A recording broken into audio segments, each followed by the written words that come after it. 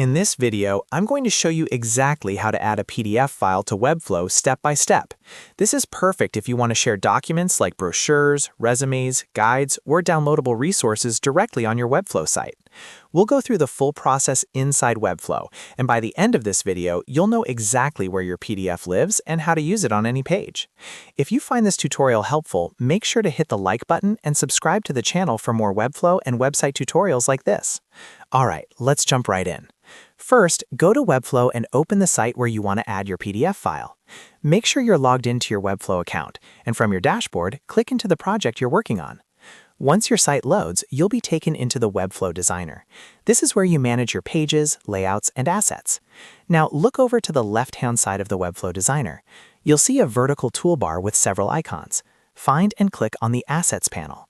The Assets panel is where Webflow stores all of your uploaded files, including images, videos, and PDF documents. Once the Assets panel is open, you'll see any existing files you've already uploaded to your project. To add a new PDF file, click on the Upload button at the top of the Assets panel. This will open a file browser window on your computer. From here, locate the PDF file you want to upload. Select the PDF and confirm the upload. Webflow will now upload the file and store it in your site's assets. After the upload finishes, you'll see the PDF appear in the Assets list. This means your PDF is now successfully added to your Webflow project. From here, you can use this PDF anywhere on your site. For example, you can drag it into a text link, button, or link block to allow visitors to download or open the PDF. To do that, select the element you want to link, go to the Settings panel, and choose the PDF file from the Assets section as the link destination. Once that's done, publish your site to make the PDF accessible to your visitors.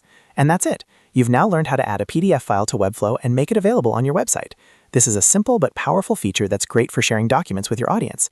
If this video helped you out, don't forget to like the video and subscribe to the channel for more easy Webflow tutorials. Thanks for watching, and I'll see you in the next one.